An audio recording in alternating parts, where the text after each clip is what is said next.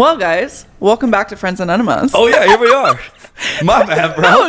No, that's great. Oh, this man. is Jason. He's already had an episode on here, so this is a part 2. Yes. I feel like it went well, so we're just going to keep on going. Yes, I appreciate being here. Something you just said, though, that reminded me, when I was a new ICU nurse, when I was a new travel nurse, still new ICU nurse, I started traveling a year too early, I think, and I always say that. I tell everyone that. I traveled out a year. Oh, bold. Stupid. I think I'll say it. I mean, stupid. I won't say that, but No. I'll just say bold, girl. Knowing bold. what I know, knowing what I know now, I could have been placed in the worst unit and just like fed to the wolves. You know, like, here you go on, fly. Yeah. I wasn't. Luckily, that's the only reason I survived. And I had Jared, my husband, who's a year ahead of me. Shout out to Jared. He's been a nurse a year longer than me, so I was like, well, I'll at least have support. But I was on this unit, ICU nurse. My patient, I had never seen a vagal response in real life. Okay. Yeah, that's a scary one. It's a scary one. Yeah. He's fine, and then all of a sudden he's not, and the monitor went down to 0. And when I tell that story, people are like, it doesn't usually, I don't know what to tell you. This guy, his heart rate went to 0, and I said, call a rapid, grab the crash cart. I'm the rapid. I'm in the ICU. I'm the rapid nurse. 2 of my coworkers come in, they're like, what's going on? And I'm like, as I'm trying to tell them, starts coming too, and I'm like, what? One was like 2 things. That was a vagal response, and we are the rapid, so you don't need to call for a rapid. And I was like, I didn't know that because I was just so fresh. Yeah. I had no clue. And every hospital is different. Maybe you're not the rapid if at some hospitals, but at this hospital, we were the rapid. I didn't need to call for it. Yeah. It's like, somebody call a rapid. And they're like, girl, we're the rapid. What's happening? He's fine. I'm like, oh my God. That first vagal response, that scared the shit out of me. That'll wake you up real quick on a night shift. That'll wake you up real quick. Yeah, I was like, okay, I need to go to the bathroom now. I'm about to shit myself. You know what? I got 2 funny ones. Okay, tell me. Hilarious ones on this one. Not funny, right? Right. You know, Nurse here we funny. are. Nurse funny, right? Dark humor, Yeah. right? Speaking of vagal, I'll give you a vagal one, right? There was a patient that in this ICU where I worked at, we had the toilets underneath the sinks, right? So like you open up, pull it out. Yeah, you open up this like little cabinet. Toilet comes out. If you've ever lived in an RV home or anything like that, you might know. Yeah. And so essentially, this patient, and Lord have mercy, I learned a lot of lessons this night. So I had this patient who was very, how do you say, like, high anxiety, right? Mm-hmm. So everything was a big deal, right? And eventually, like, you know, if she's hungry, she hasn't eaten in days. If she's hurting, it's a 20 out of 10, and, you know, it could be something, I don't know, right? But her family just, like, always kind of comforts her and just like, it's okay, like, this is her, you know what I mean? So this is like her baseline, right? She just had an operation, and I learned a life lesson here. She kept complaining of pain. Now, that's to be expected after surgery, so I give her pain medicine. But her anxiety's not getting any better, and it's getting worse. Mm-hmm. And she's like, it feels worse than before I came in here. Now, I learned a lesson there, because whenever people say this to you, it's like, for me, it's like, it shouldn't be getting worse. Yeah. You know, it should suck, but it shouldn't be more suckage. Yeah. Right? Not every time. Sometimes it is, you know, but like for the most part, right? The exception's never the rule. She gets up on a lot of pain medicine. Now she's confused, right? I should have known better. New nurse, you know, we got to space out the thing here, right? But it was the blind leading the blind. This resident was like, more pain medicine, and I was not questioning You're it. Like, yeah, of course, more pain medicine. That fixes everything, right? Like, she's complaining about pain. Let's ignore like what it is, right? Next thing you know, she finds a way to get out of bed, and she makes her way to the commode. Still attached to all of the poor cords were stretched to the max, right? Yeah.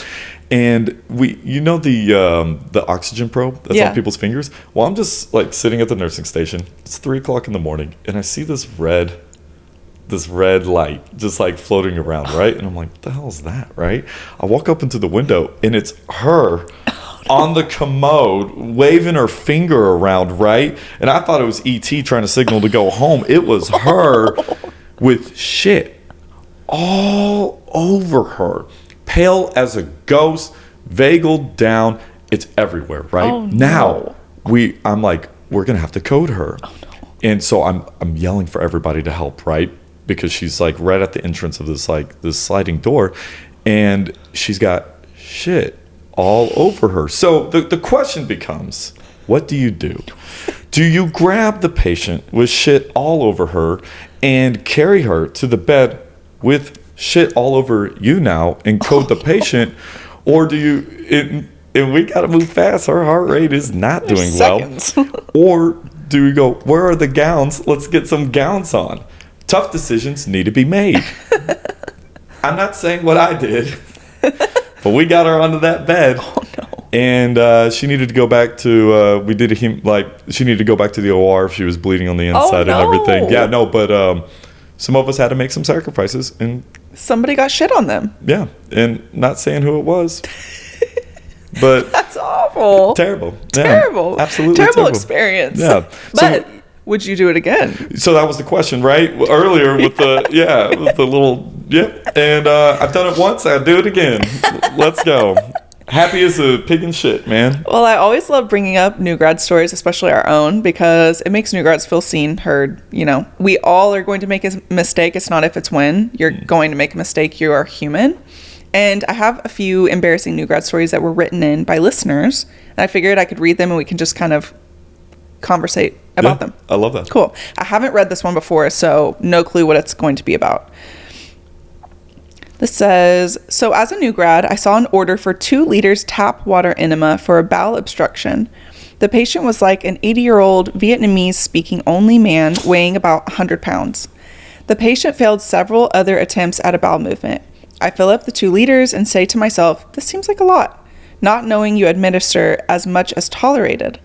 With no interpreter available, I begin to administer and he smiles and nods yes. After around, he smiled? He smiled. Smiles and nods yes. Whatever floats your boat, bro. After about 300 mils, he smiles and says, okay. I reply, no, sir, I have to do the whole thing.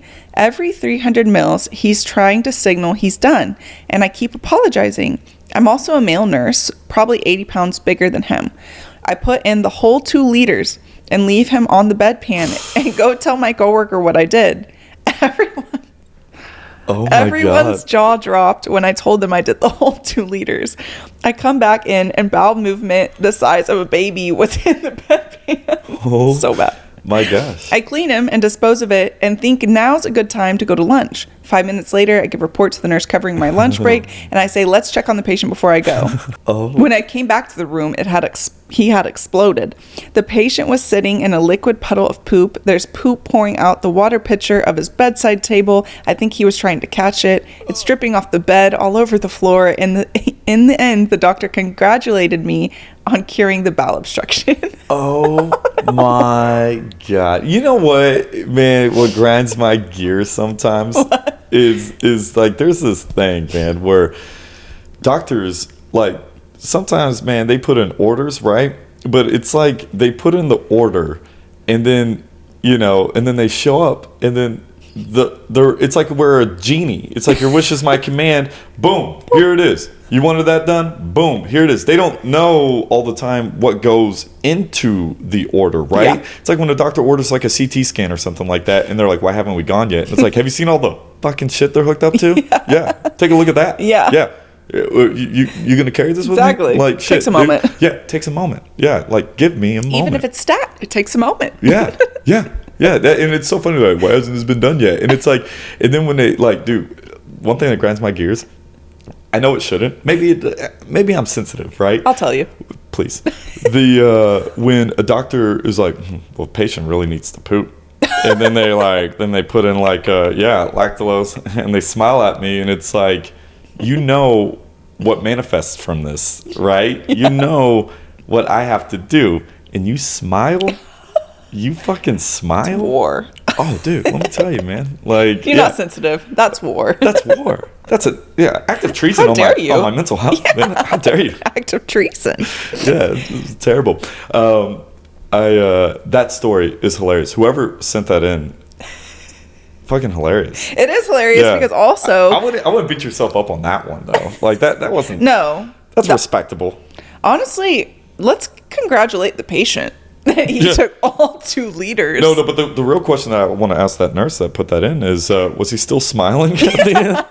I'm sure poor guy. His smile was probably like, please stop. Yeah. He's like, man, some people got that thing, man. Miscommunication. Man, yeah. He's like, do you want to read another? Let's do it. Okay. In hindsight, I can laugh about this, but it was completely traumatizing in the moment. So to set the scene, I start my morning rounds, and my second patient of the day is a very kind older gentleman. I take his vitals, he has no concerns, and I move on. The call light gets rung, I go back in. He tells me, quote, I feel really embarrassed to ask this, but my penis is very uncomfortable, and I might need some help. Confused, I take a peek, and his foreskin unfortunately did not get put back into place, and his penis is now swollen. This was the first time I'd ever seen such a thing, so I said, quote, I'm not sure what's going on down there. And he replied, I just need help with my foreskin. I said, okay, I think to myself, and I start trying to help this poor man. Well, obviously, there's no luck the first go around, so I start trying to think of a more creative way. At one point, I was holding his foreskin open like a garbage bag, and just kept tugging on it. Oh, to which he promptly told me to stop because he was in pain. At this point, I'm panicking because I don't know what else to do. So I then go ask someone for help. We finally actually get some lube and ice to help with the swelling, and everything's good. But I still think to myself, what would have happened if his wife came in and I was holding her husband's foreskin like a garbage bag? Oh my gosh. Yeah, there's so many moments where I'm just like, thank God there's no family here. Oh. Like right now. Oh my God, because like we're both learning together. Yeah. Clearly the patient's never been through it either. Yeah. I'm guessing. Because otherwise he might have a suggestion. Pretty impressive. He went through his whole life and didn't get it stuck, I guess. Ever? Well, and to be fair on this girl's part, I think a lot of people don't realize that can happen if you've never experienced someone's penis. Yeah. And in healthcare, this does happen. This is a frequent issue. Yeah, and that's a funny thing too, right? Because it's like with male nurses on the female anatomy and everything. And it's like when I was a student nurse, they were like, who wants to put in a Foley? And of course, we're all eager beavers. So, yeah, me. Yeah. So we're like, me. But nobody in my group was like, because we had some intimidating professors, clinical professors. So I take one for the team. I'm like, it'll be me, And they're like, okay, the patient's a female patient, blah, blah, blah. Immediately my heart sunk. And I'm like, fuck, right? Like I was hoping this was going to be like a layup, you know? And like a layup. Yeah. And I lean over to like one of the other nurses and I'm like, hey, I'm really embarrassed to ask this. Oh no, I'm so scared. Where's the hole? No. And she goes, Jason, like, how do you not like treat me like I'm dumb, right? And then the male nurse that was like, it was his patient. He leans over to another one of his coworkers in front of us, and then he's like, "I've never put in a female catheter before," and she goes, "Wait, how's that possible?" And he goes, "I don't know where the hole is." Oh no! So you both are like, yeah, no, but right then I was like, I am validated. Another thing about being a male nurse, right? It's like, well, fair because like other way around, men have one hole. Yeah.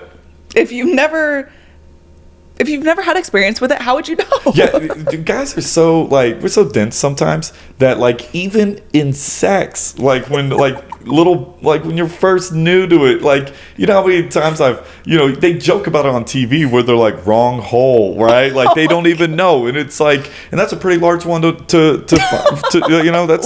that's a pretty easy one to find. Sure. Compared to the other one. It winks at you. That winks at you. Right. Maybe. Yeah, if you didn't know, this is for all the non-medical or people who don't deal with inserting catheters, we are literally taught whenever we clean it with iodine that it winks at you, and it does. The urethra. You can kind of see it wink, and that's how you know it's the correct hole. Yeah, I try not to stare too hard, right? Because it's like the most awkward moment that I had to deal with like staring. I was in clinicals, and oh my gosh, this place, like I could talk forever about this rotation, but I was in the labor and delivery. Oh, no. Mother baby. Yeah, it was like right after labor and delivery. And so I'm 21 years old. And I'm going with my preceptor, and we walk into the room, and she goes, hey, this is my name is Jessica, and this is my student nurse, Jason. He's going to be shadowing me today. Is that okay? And she goes, yes. And then she goes, and the patient was like a 21-year-old girl. Yeah. And she's like, okay, so we're going to practice breastfeeding, and we're going to do the C-clamp, I think is what they called it, right? I'm not mother baby, so it's like it's been I forget too. over a decade. But anyway, she's talking about how she's going to like pretty much lactate and squeeze her boob. Yeah. And she goes, is it okay if Jason watches? And I am so embarrassed at this point. Aww. And then it gets worse. She goes, the 21-year-old patient goes, it's okay with me, but it's up to my husband. Oh my God. And she looks over, and now I'm looking at her husband, and he's looking at me. And I'm like making a silent promise to everybody in the room. I'm not going to make direct eye contact. You're just like, I'm going to be spacing out over here. And then when the preceptor turns around, it's like, you see that? I'm like, oh, yeah. That's exactly that's what right. that happened there. Yeah. So as far as winking eyes and all that stuff, when you're talking about that, I'm like, not making direct eye contact with, because it can get awkward really fast. Yeah. So back on the foreskin thing, not to bring it up again, but because whenever this has happened to me too, but I think I was a tech the first time I saw it. Oh my God. And they poured sugar. No. Yeah, like a prolapsed anus. Pour sugar? Sugar. Packet of sugar. Poured it. I mean, could have given him a UTI, I'm sure, but it didn't. What? It helps the penis deflate, essentially. So like the head. So the porn industry keeps sugar off the set. They need to. Damn it. We need to patent that and somehow go sell it to them. Yeah. By the way, guys. Yeah. That's crazy. Right? Yeah. I didn't know that either. But they do that on like prolapse. I just said it. Prolapse. Anus? Yeah. They'll put sugar on there too. What? Which I didn't know because I don't work in the ER. So they're like on all fours and somebody's pouring sugar. What kind of kink shit is that? Dude, Who figured that out? Oh. That's what I want to know. That's what I want to know. Who's the first one? I'm going to pour some sugar on it. Yeah. And it just like absorbs spoonful of sugar helps the medicine go down. It's helping the medicine go down. Yeah, thanks, Mary Poppins. Always coming through. Mary Poppins. Did you ever watch that movie? I love Mary Poppins. I haven't seen it in a long time. I haven't seen it in like 30 years. It's been a long time. God, that's weird saying 30 years. God. How old are you? I'm 34. Oh, okay. I just turned 34, actually. I was going to say, I thought I'm 32. Yeah. So I was like, I feel like we're the same age, but 30 years, probably. Yeah, there it is. I'm going to read one more. Then we'll get into your life. Oh, yeah. This one says, I've been a nurse for over 6 years, traveler, and ICU, so this by no means is a new grad story, but I think a good learning experience for all. If your patient is having liquid stool and you decide to use the suction to help clean up the puddle, I already know where this is going, the puddle and avoid spillage, it is important to check that the tubing is attached to the canister, not just the regulator. Oh my gosh. My work wife and I found this out the hard way, and shit was literally in the walls, and the room was out of commission for a day. Stool in regulator, wall, and up the wall ceiling. That is insane. You know one thing that's so foul about hospitals and everything? Because that story, I've heard that one before. I've never seen it, but I've heard of it. Yeah. But when I was in management, there was a Hill-Rom representative, or like rep, if you will, and he would come around and he would check the beds and everything, and him and I were just like bullshitting and talking and everything, and most of those beds that people sit on and everything are like older than you are. They are like old refurbished, right? Because nobody buys new ones, even when they say new beds. No, you got like, it's like somebody bought a used car going, I got a new car. That's things got miles on it. That's the truth. Yeah. And so it's so funny though, because he goes how often do you guys clean these beds? And then I go, every single time we're done with the patient, we wipe them down, with bleach and all that shit. And he goes, no. How many times do you guys unzip it and clean it? And I'm like, I've never thought of that, right? Never. And he goes, yeah, I know. And he goes, and he unzips it, right? And when I tell you the amount of black mold and nasty that is in there, I mean, why? I'm sorry, I probably sound dumb. How? Because they're like moisture wicking. Yeah, but I think it's like the zipper. Well, no, what I think it is like snowboarding, right? Gore-Tex is like a waterproof material, and it's only good for so long. But how long can that material last after getting bleached 1,000 times? Fair. Yeah, I mean, this stuff isn't Kevlar. You know what I mean? And after 20 years, maybe it's like breaking down. Yeah, it gets a little compromised. Now, I don't know. I'm talking out of my ass. This is a theory. It makes sense to me. Yeah, it makes sense to me, right? But just like, yeah, when I saw it, and it smelled up the room and everything. And he goes, yeah, we do this about once a year and everything. But it was like, there's so many of those moments, right? Shit up the wall. You think anybody went in there and cleaned that out? No, not the way they should. Not the way they should. Not the way they should. I have suctioned up poop before, and it was in a canister though. Good job. I didn't actually make sure the canister was there, to be fair. It just happened to be there, and I assumed, and it was, thank God. Because when someone's shitting and it's rolling off the bed, you panic. You panic. Yeah. I don't want to slip in that. I don't want to step in that. You find out what you're made of real quick in those moments. Real quick. When shit hits the fan, literally. Yeah. Yeah, literally. Yeah. It's rough out there. Goddamn. Yeah, that's yeah. So not to segue too hard, right? No. But there was something that like actually kind of like I wanted to talk to you about. And this is a perfect segue where we're talking about shit in the wall, right? Don't worry, I'm going somewhere with this. Talking about shit in the wall, right? And you, as not only a patient but an employee of this place, you don't know what's going on the other end of that wall. Did you hear about that story from Massachusetts where there was like a bunch of nurses all diagnosed with like brain tumors, cancer, and everything? And it's not a very common cancer. They all got it. I did a little bit of reading into it, and apparently the walls at this hospital were not threaded with lead, if you will, right? So their department was right next to the radiology department where they're doing CTs nonstop for years. And you need lead in these walls, God. Even the glass, because I asked the CT tech and a radiologist about the glass. Even the glass has got like something that protects from like gamma radiation and all that stuff. But these nurses all got diagnosed, right? And it makes me think a lot, right? Where it's like, we've got so much going on. I don't know how much we're getting naturally exposed to. You always see those commercials where they're like, if you got mesothelioma, or like if your ceiling's got asbestos in it, or like you got lead paint and all that shit, like you could be to a class action lawsuit. All these nurses got hit with that, right? And, you know, I can only imagine as a business perspective that the hospital might just say, what a weird coincidence. Sure. Yeah, but it's like I always, you know, my heart goes out to them. And it makes me think. I've worked at 22 different hospitals, and I wonder how many times I've been like exposed. Yeah, and it gets you thinking.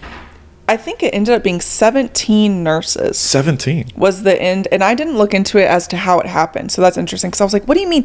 Because I was getting fed up, because I'm like, no, the hospital can't look away. 17 people from one unit. It's a lot. That's a lot. That's not a coincidence. That's more than most units having employees. Yeah, actually, you guys sounded very full staff. But also, but I mean, oh man. But I mean that sucks. It's like, what do you mean they have a brain tumor? And someone, I remember someone was like, well, they're not. It's not cancerous. It doesn't matter. What the hell does it mean? I don't care if it's cancerous or not. It still gave them a brain tumor and could still cause issues to their brain. Yeah. I don't know enough of the subject to like say what the definitive thing was, but it definitely piques my curiosity of like how these people are going to be compensated. Yeah, they better be. I hope so. Yeah, I really do. And it's like, it's definitely a story that I'm going to keep up with. Yeah, but like in court cases and everything, you know, sometimes, you know, I'm so interested if there's other cases like that, right? Yeah. Because if it wasn't for social media, I would have never known about this story, right? And if it wasn't for like, for how long, how many decades has this type of stuff been happening to nurses and that none of us know about? Yeah. Because nurses are more connected now than ever because of things like social media. We all have a platform to talk, share. People know that what we're talking about now. Even people that are not nurses if they get forwarded a nursing video, well, now their algorithm is going to start showing them more nursing things. Yeah. I've had so many people that, like, even people that follow me, they go, I'm not a nurse, and I don't know, because sometimes people will ask questions like, what does this mean? Yeah. And I am thinking that all of the people that watch my stuff are all nurses, but they're not. People are learning more and more and more, and it's I'm very glad that we have that platform to be able to speak up on something like that. Yeah, absolutely. I totally agree with you, because I know a lot of hospitals have, like, obviously social media policies about, like, filming at work, but some of them are coming out with policies on if you have a social media presence, you could be fired from here, which is interesting, because we are more connected than ever. Is there a reason that they're saying stuff like that? Like, we don't want information getting out that makes us look bad. Yeah. But the truth is, you're a business. At some point, you're going to look bad. Yeah. No, I can, I understand where they're coming from a little bit, like, and I get it. Like, any video that I ever did at work, I was on break. Yeah. Right? You know what I mean? And it's like, let me decompress the way that I want Please. to. No patient information, nothing like that was ever in a video. It's just me, like, I just needed a wall. Yeah. And I'm like, 12-hour shift, you delete that day out of your life. I'm a busy person, right? And so I'm like, I'll just use my break, right? Yeah. But even then, even using your phone on break time, I understand where the company is coming from. I understand. I get it.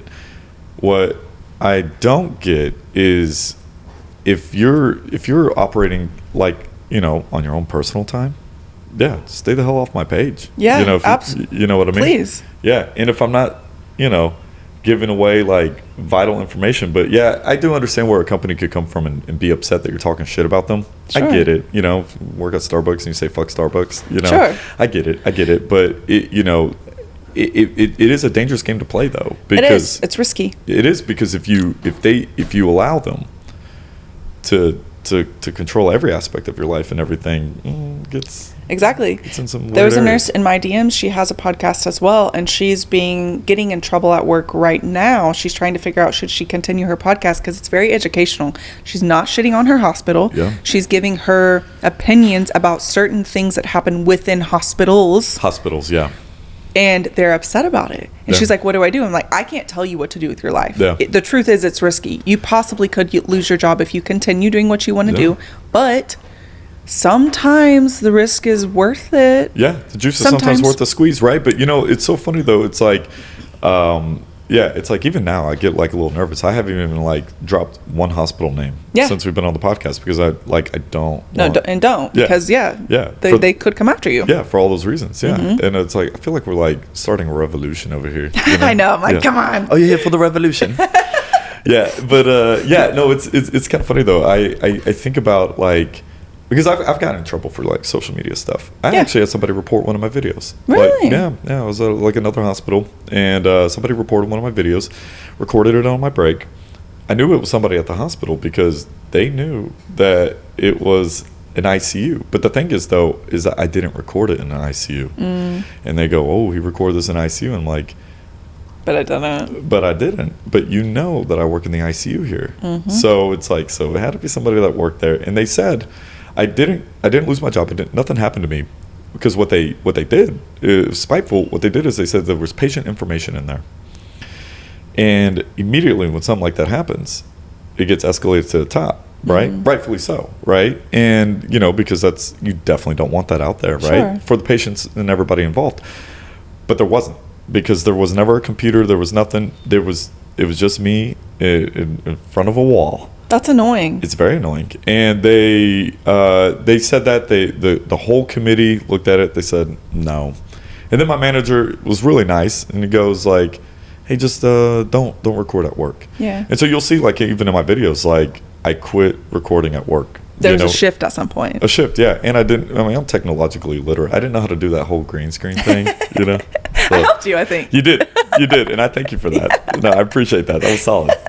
But that happens to everyone. A very short spiel on my part, but the job I got fired from, they fired me for social media. But they really fired me because I was stirring up, there's a bully on this unit and she should be taken care of. That was the real issue. But they couldn't fire me for that. So they fired me because I had previously recorded at work. But here's here's the thing. I recorded the break room. You didn't know it was the break room unless you worked in that unit. Right. Somebody reported my video. It went through risk management, all this stuff. Well, I heard rumors for weeks that I was going to get fired. Now, mind you, I was about to end my contract and start a new contract. They re-signed me, so I'm like, okay, that's good. But I'm still hearing rumors that I'm going to get fired. So I took it upon myself to go to the manager. Yeah. I said, hey. Oh, I remember you were telling me about this. Yeah, keep going. I said, hey, I know I recorded at work. I won't do it again. Obviously, bad idea. And it is just a bad idea. Like, I'm young. I was a little dumb. Almost thinking you're like immortal, not showing patient information, but thinking while I'm on my break, so I'm allowed to. No, this social media policy was no recording at work. So I went against it, but he told me, don't do it again. You'll be fine. Yeah. Cool. Never did it again. Still got fired for social media, even though they told me I wouldn't have gotten fired. I remember this. Yeah. This is a saga that I was like, what the heck? Honestly, just be honest with me. Yeah. Don't gaslight me. But that's why they fired me. It was because a mixture of they have something to fire me for, and that's what they used, even though they told me, you're good, you're clear. Yeah. It just irritates me because I'm like, why don't you just take care of your unit bullies? And then it would be fine. I remember watching that video that you did, and you didn't name drop. No, I didn't. No, and in fact, what you said was just like a situation that could have happened to anybody. And I think we've all seen that before. We've all seen that. And the bullying thing, it gets so out of hand sometimes. I'll never forget. I was in a hospital, and there was a new grad nurse, right? He was a new grad. He kind of was. He wasn't like a LVN, but then he got his like BSN. Okay. And then, but he was working in like a mental health place, and then all of a sudden he went to the big leagues, went to the hospital, work inpatient, and I was on a med-surg unit. And I remember I was getting report from him. And while I was getting report, he had to like go and like fix a pump or something. You know what I mean? And his preceptor was rolling her eyes, and she was going like, she was talking shit about him. Now, I don't really do well with bullying at all. And so what I did is I listened to her and everything. And she was like, he's late to giving this one med. We called pharmacy. Pharmacy wasn't sending, but he didn't double check and blah, blah, blah, blah. Now the patient got their medicine late. Now I'm thinking, I understand a teaching point. Sure. But patients' lives come first before your grudge with somebody. And she literally delayed care for this patient, right? Because there's two of y'all, right? So you could have easily given meds to this patient. You didn't have to make this a teaching point. You could just be like, hey, you forgot. I'm going to go do this for you. But I'm going to go do this for you, but be better. Yeah. Right? But she didn't. Instead, she was allowing him to drown, which is what's happened to me in the past, where they allow you to drown to make a point. And then after that, when I saw that, right, I was so disgusted that, like, I talked to the guy and I go, I'm going to be real with you, dude. You do not have a lot of fans here, right? But you are getting bullied.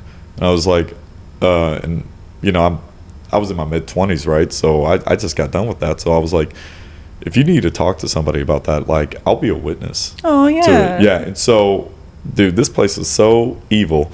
I went in, and we went to the chief nursing officer, and we went up to him. I wanted to close the door because I didn't want issues. Yeah. I didn't want to be like the rat, the snitch, right? Sure. So I was like, hey, could we like close these doors and everything? And he goes, nope, we're going to keep them open. And I'm like, well, this is not a very safe environment to talk. That's not. Yeah. And then I tell my piece, I pretty much told him exactly what I just said to you. And next thing you know, there was people coming up to me on the unit going, I heard you and this other nurse were telling on people type stuff.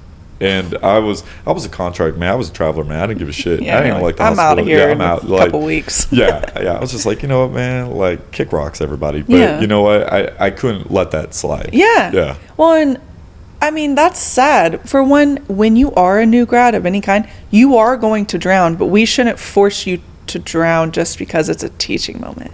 Yeah. You're right. That nurse could have taken, hey, by this point, we should have already given this med. Yeah. I know you're drowning. I'm going to do it for you. But just so you know. Right. Time management. You typically would be the one doing this. Yeah, time management. And it's scary. It takes a moment. Yeah. And if he was an LVN or LPN before, he probably wasn't working ICU.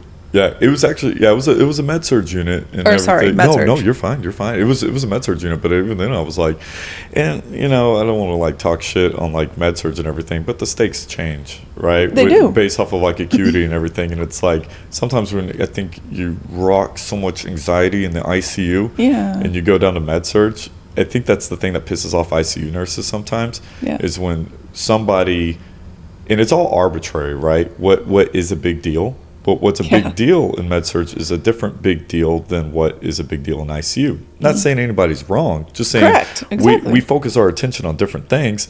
And what is a big deal to some med-surg nurses isn't that big of a deal to ICU nurses. And and sometimes there becomes like a little bit of a conflict of interest. Where it's like, sometimes I'm just thinking, why don't we just fucking relax? Yeah, I feel you there. I think anytime I've been sent down to med-surg, if someone's blood pressure is getting low, typically is when they start to panic. But I did reframe my mind, because there was one time where I am an ICU nurse, but I'm on a med-surg unit with less resources, less access to the doctors. The ICU I worked at the time, the doctors were there on the unit, so easy. Hey, this is happening. I need an order. There, you have to call and do all the things. Not to mention the doctors don't typically take them serious in the med-surg, when that pisses me off. It is so funny that you mentioned that. Yes. It's real. Yeah. And it's like, these are nurses too. They just deal with, like you said, we have different tasks, different workloads. So they're just as competent as me. Yeah. Just in a different way. 100% agree. And that's so funny that you mentioned that. Same hospital, actually. And I'm really like, it's taking every ounce of strength of me not to like flame this place right now. There was a patient that I checked her blood sugar, and it was a little low, right? It was like 86, right? Yeah, a little low, right? But she hasn't been eating for days, right? And she had NS going on at like 75, right? So I thought a friendly suggestion would be to the doctor. I said, hey, check the blood sugar. I've seen, I saw like it was like 123, 106, 86, see where this is going. We're trending down. We're trending down. Yeah, that's the exact word that I use. And the reason why that is such a pivotal word is because I suggested D5 NS, right? And she goes, why would I treat a normal blood sugar? And I'm like, and she's talking to me like I'm okay, dumb. Rude, right? She's like, why would I do that?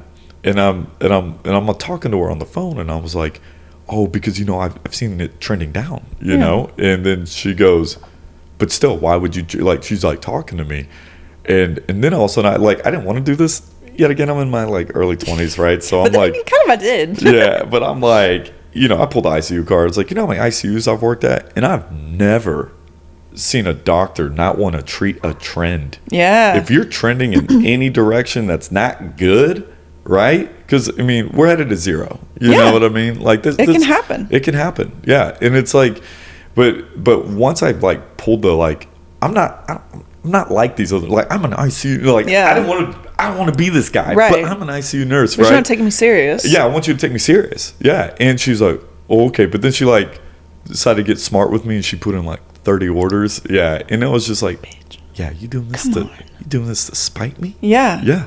But the trend here is she thought you were a med-surg nurse, and med-surg nurses don't deserve any type of talk like that. Agreed. Because they are just as competent. 100%. We just have different workloads, and we see different things on the daily basis. Yeah, so it's like, you want to make an ICU nurse feel dumb? Ask them to discharge a patient.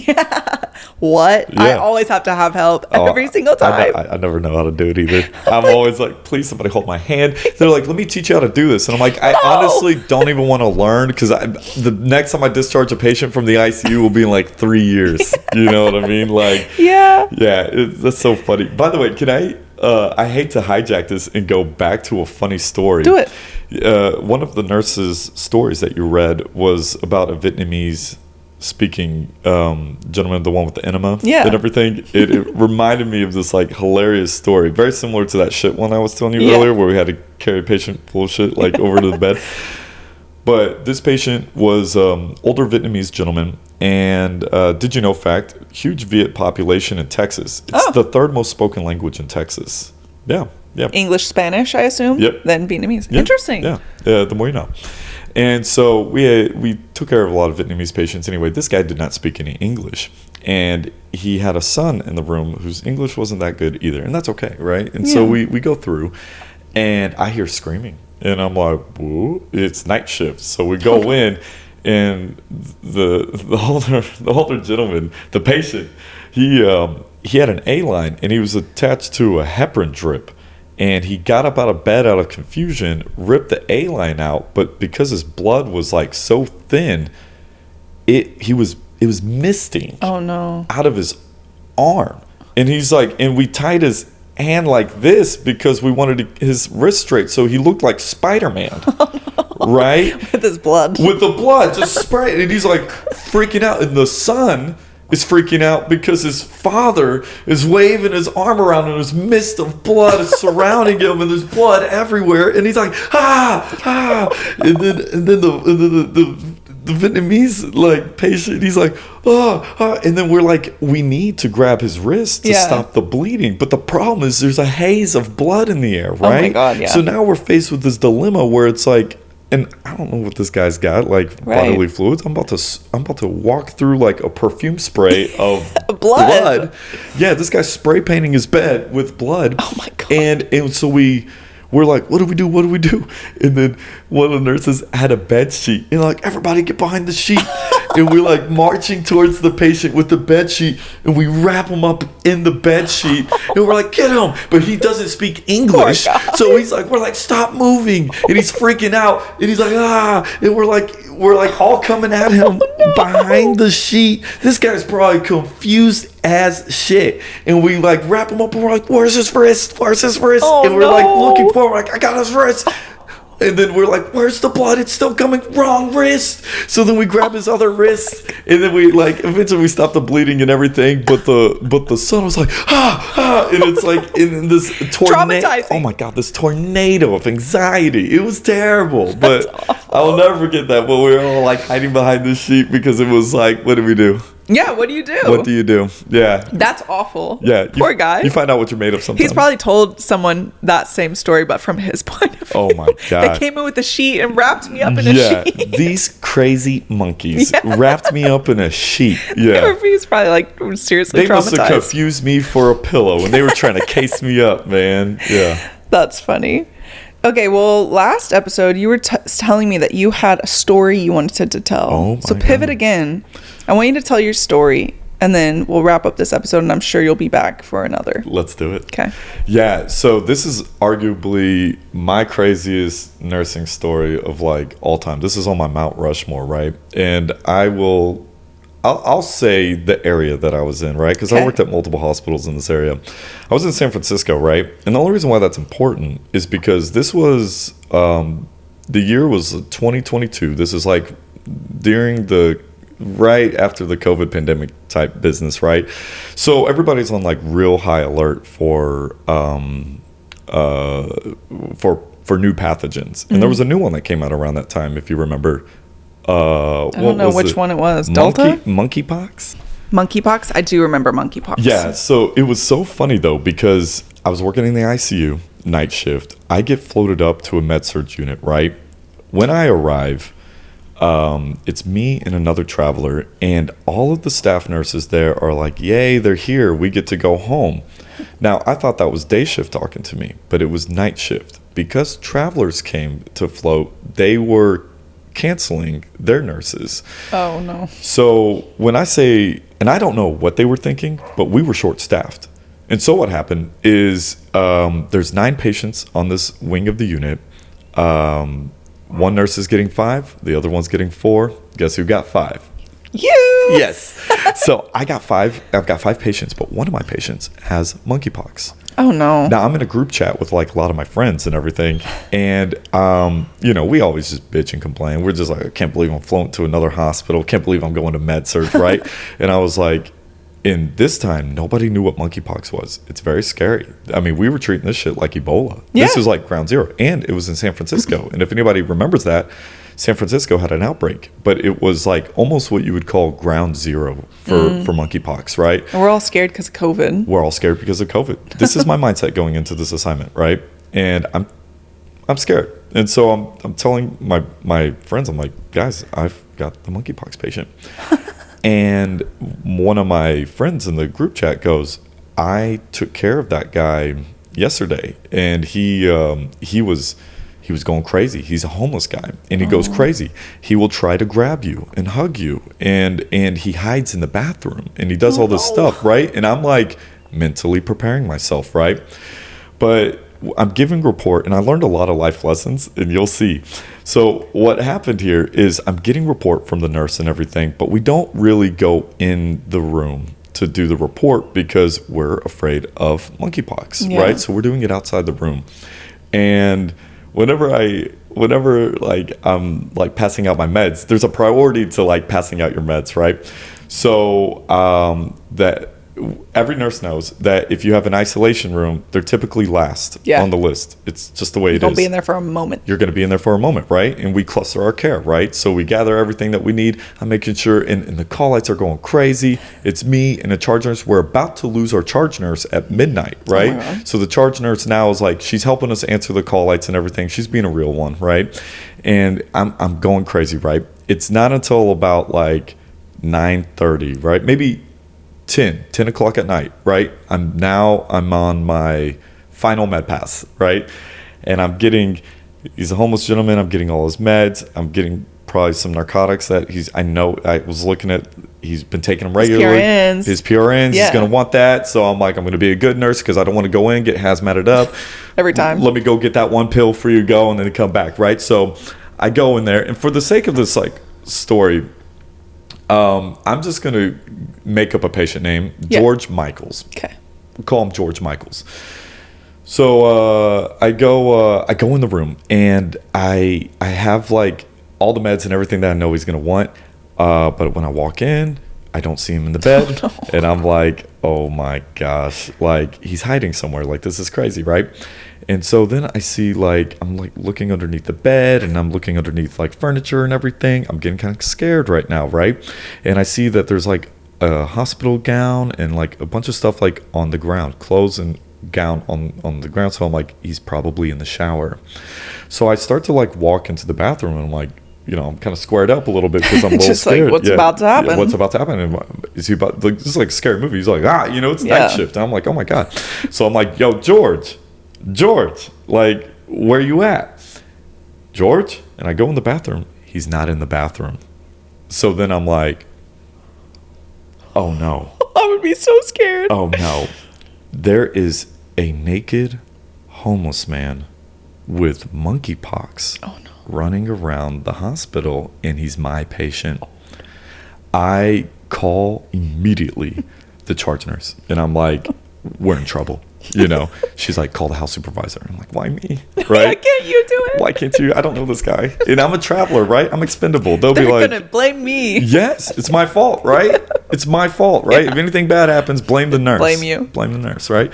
So I called the house supervisor, and him and I got to know each other really well tonight because it was so funny, though, because, I call him, and I'm like, hey, the monkeypox patient we have? And, of course, everybody in the hospital knows this monkeypox patient because it was like COVID. Yeah. When there was the first COVID patient, we were like, oh, we have a COVID patient? Right. Everybody walked past the room, see the hazmat stuff. We know. We've got one in the hospital, right? It's like when Ebola happened in Presbyterian of Dallas, right? Everybody knew.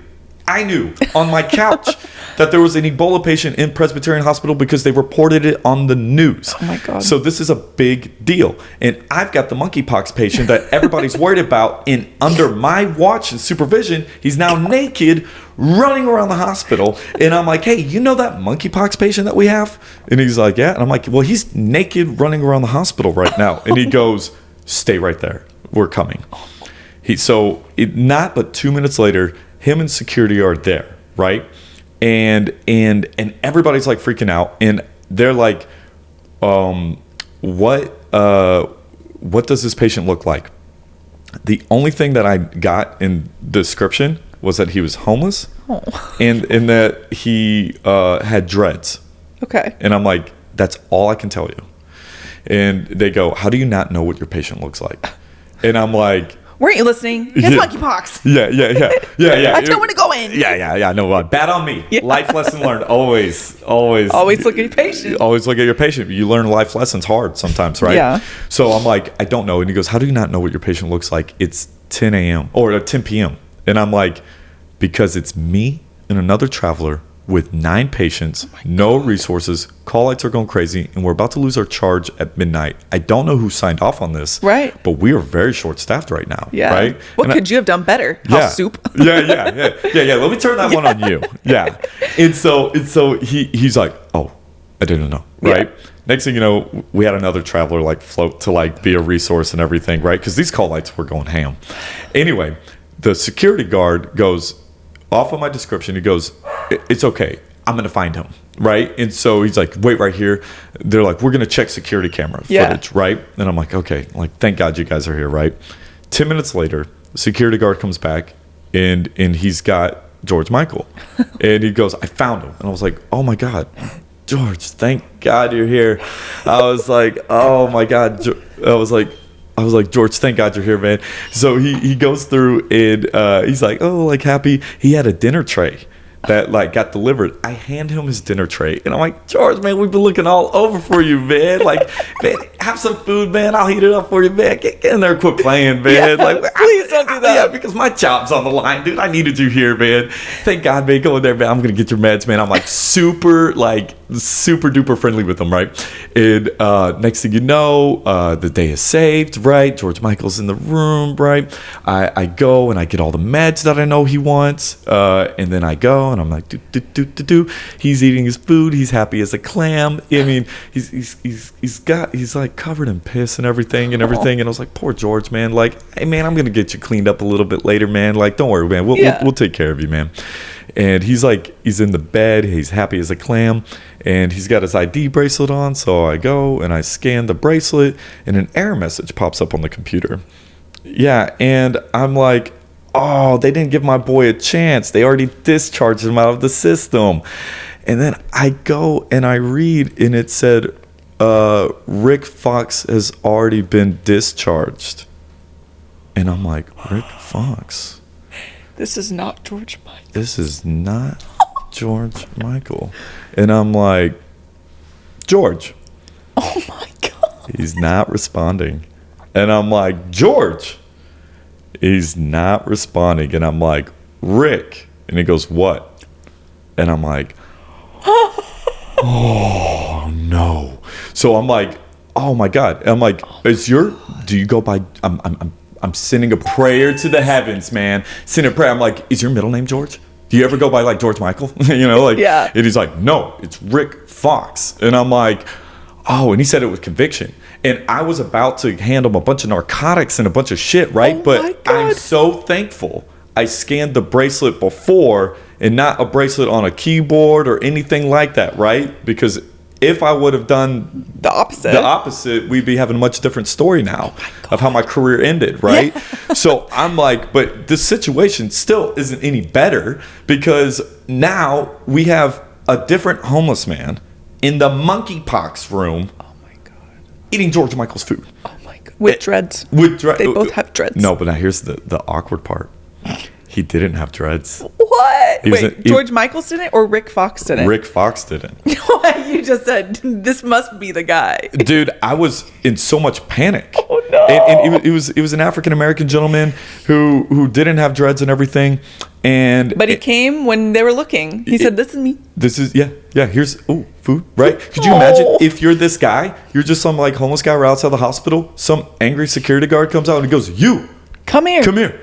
And then he comes and he's in this elevator and he's like, what a nice place. The door opens. You're greeted by me and I hand you a warm meal and a place to sleep. And a bed. And I'm about to give you a bunch of narcotics. You hit the jackpot, motherfucker.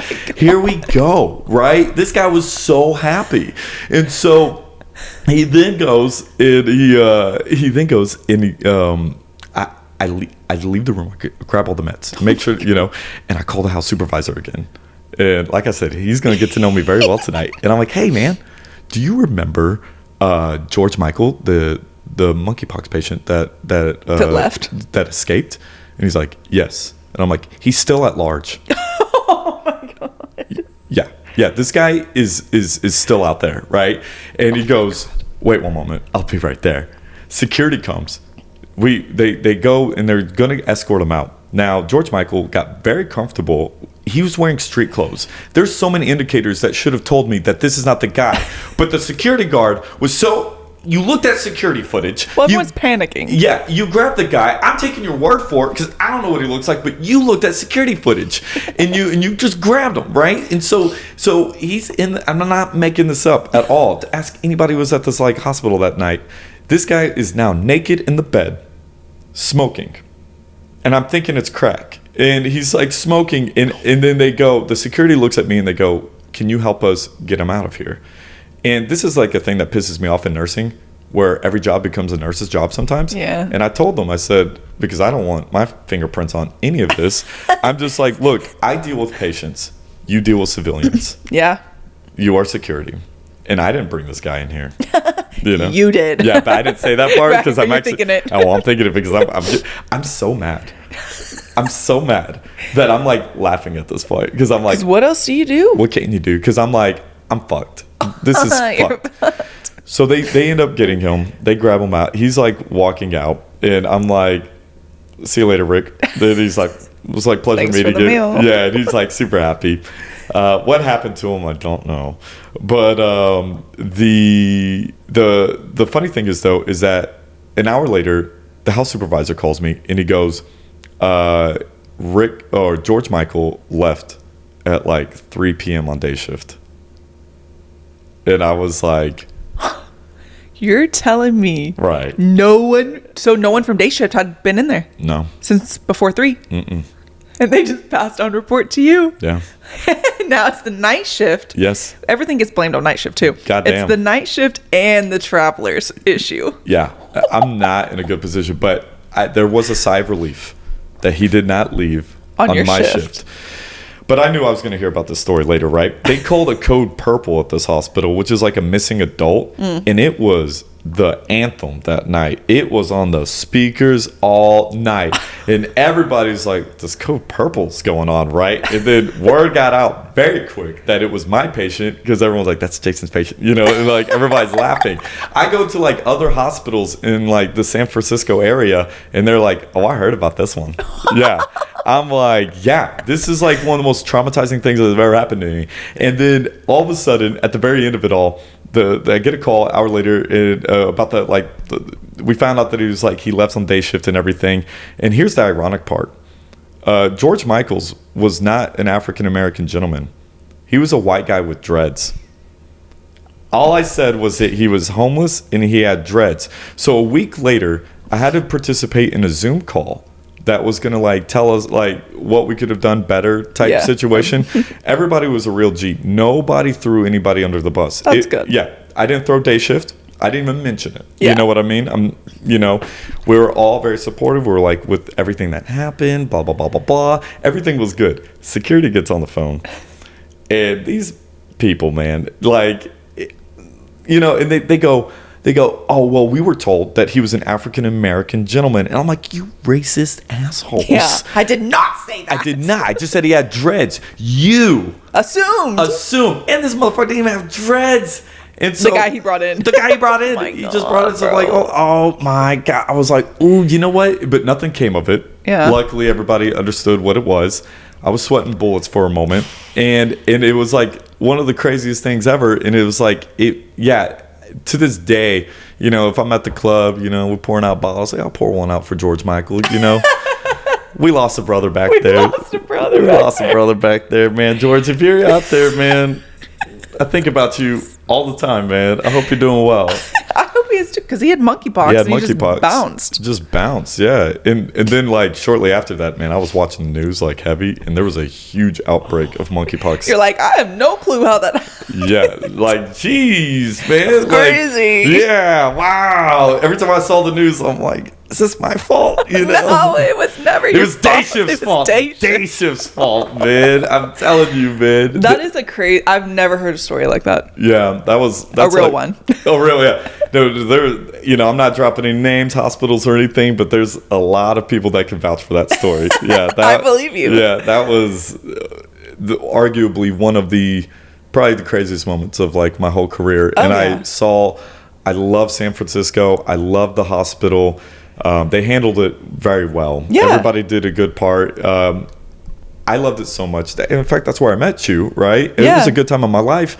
I was so afraid of losing everything that I worked for there. Oh, that's so sad. Yeah. So I was going through some emotional roller coasters. Like, it's like, oh, George, I lost him. We found him. Oh no, we just exposed the public. Yeah, it was crazy. Yeah, absolutely crazy. I mean, it's hilarious now, though. I can like look back that's at a top story that has to be in like your index in your head. Like, oh, I got a good one. Yeah, I got a good one. People tell me to like retell that story sometimes, and I'm like, it takes so much emotion. Like that story was at least 10 minutes. Like it's hilarious because most likely we hope he's okay. Oh yeah. But none of it happened on your shift, and that is like the funniest part. Oh yeah. I mean, that's the only reason why this story is funny to me is because it didn't happen. Like technically, it didn't happen on my shift. It's like it's always different when you're in the passenger seat to the driver's seat. Oh, you know what I mean? Oh, yeah. When you're holding that steering wheel. I was white knuckling that thing. I was like, gosh dang, dude, this cannot be real. And valuable lessons, like you said, which I've been through too. I can tell stories of my own. Check the patient. Oh yeah. At least glance. Little step in there. Yeah. Oh, are they in there? Check the patient.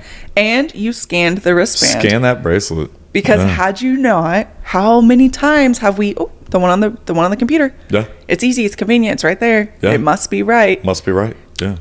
Oh my God. Yeah, no, terrible. Yeah, and it's really crazy too, because it's like, that we all, it's no surprise. I mean, it's like, I hate it when like people ignore the elephant in the room. Yeah. Corners get cut at places. Yeah. People are busy. Sometimes you have a violent, angry patient and you don't want to, I don't know why, but every single time I like try to scan a bracelet, it's the fucking QR code, whatever it is always like stuck to their skin on the bottom. And then you have to like, you're trying to turn the bracelet, but it's that plastic that just sticks to their skin, and you're trying to like turn it, but then it's like they start waking up and they're like, the hell is this? And then you're like, and then your night's over, right? And then I'm like, or I just scan it on the keyboard. Right. You get to sleep. Yeah, and I can just hang up this bag. Or they do this, and you get it turned, and then they do this, and you're like, fucking quit moving. And then they do this, and you're like, quit moving. Yeah, they're trying to. They're trying so hard. Yeah. Fucking quit moving. Oh, dude, you know what's another one that like really drives me crazy is, and I love patients that are autonomous. I love patients that like want to help themselves. Hell yeah, it's great, right? But sometimes I'm just like, I've done this before. Let me do this for you. Like a prime one is like when you're giving medicine to a patient, and when you're giving medicine to the patient, and they insist on taking, I'm like, let me just pour it in your mouth. Please. Right? But they're like, they'll do this one, or they're like the 17th century beggar, they're like, and then you're like, I know where this is going to go, but fuck it. There's no narcotics. Right. Yeah. I'll pour it there, and they go, huh. Oh no. Every time. And then I'm like, okay, now I got to go dig for this shit, right? Yeah. Or when they do the ET, right, where you're like, or the God and Adam, like the Michelangelo, where it's like you're just like you give them the pill, and then you have to like coordinate the effort to like get it to their hand, and then they're like, got it, and then they're like, and I'm like, this would be so much better if I did it for you. Yeah, like come here, Cleopatra. Let me just feed you the grapes and fan you. Yeah, let me just do this for you, okay? Like, be a king in your throne, man. Right. Just sit there, open it up. Just relax. Yeah, this is a spa. Yeah. I'm doing it for you. I'm doing it for you, yeah. And a lot of times I do, complain a little bit. Like when a guy's like, can you hold my urinal there? And I'm like, dude, the average wingspan is the length of your body. Yeah, you could do it. Your hand, I'm touching my knee right now. Yeah. I know you got this. Yeah. You know what I mean? And then they can do it. They can do it. Dude, I feel bad for women when guys have to, you know what I mean? Oh, I'll come get it. Well, here's the thing. If they really can't, because every big once in a while, they really can't. I'm like, all right. Yeah, I get it. Yeah. You can tell very quickly. You can tell. Very quickly. Yes. You've been doing every single other thing with your hands, but you can't do the thing that's closest to your penis. Yeah. You're fucking texting right now. Right. You got nimble fingers, man. They're working great. They're great, yeah. Immediately, I'll go get a male nurse. All of a sudden, they can do it. And that's when I'm like, really? Yeah. Really? Yeah. That's gross. I've had girls go like, can you do this for me? And I'm like, yes. I Like, went kind of not nuclear, but I was tired, overworked. This shift was not the shift for this to have happened. I was floated to ER.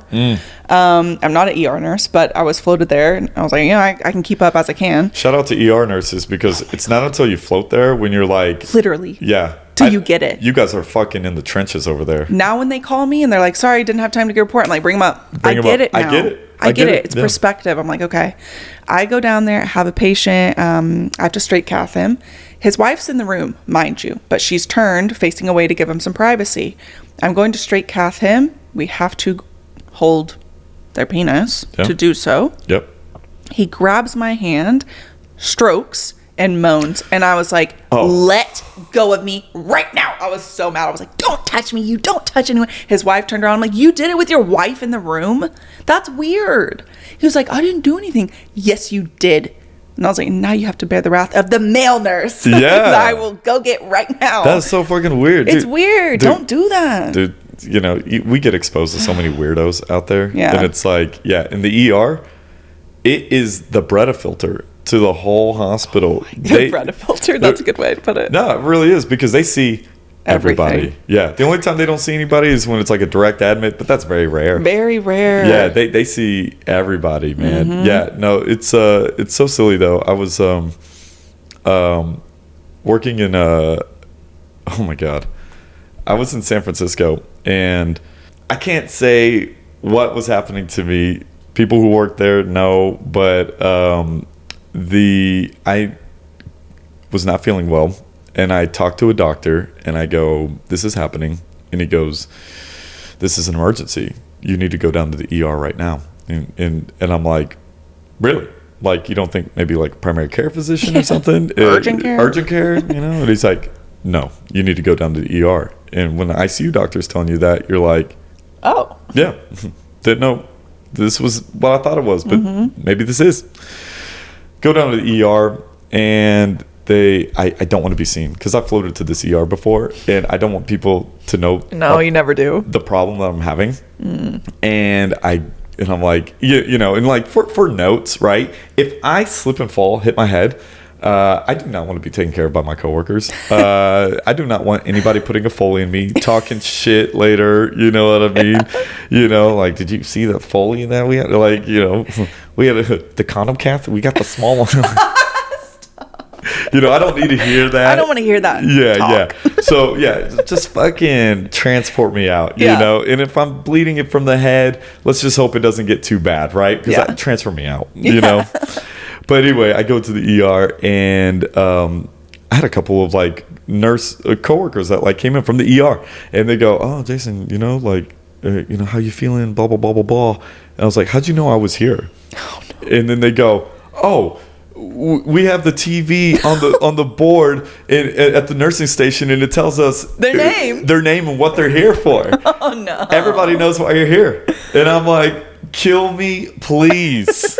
Immediate drain. Oh my gosh! Yeah, no, that's absolutely. The worst. No, it was atrocious. I was so embarrassed, and and then I got a shot of antibiotics, actually, preventative. I know you're probably. Oh, I'm gonna figure it out, but don't worry, I won't say it out loud. Yeah. And so I get a shot of like antibiotics and everything, and it was one of my nurse coworkers, and she goes, "Okay, I need to give you a shot on your bottom," and I'm like, I do not want to pull down my pants in front of my coworker ever, right? And I was like, "How about we do that shot in the shoulder?" Yeah. And she goes, "Okay." Very quickly, I realized why that shot was meant for the bottom. Oh, no. My shoulder, like, she injects this viscous shit, and my shoulder just starts ballooning up. And when I tell you, that shit actually hurt. She poked, and it's like, right? And then I'm just sitting there like, be a man, like, toughen up, like, do not show signs of weakness. And then right after that, I'm like, "Oh, good job." But really, I'm like, right? And it was like a whole 10 cc like type thing in the shoulder. Oh my God. And I was that's like, a lot. It's a lot. Yeah. Should have went in your butt. Should have went in my butt, but I didn't, and maybe if I would have threw away a little bit of dignity, I would have been a lot more pain-free. Right.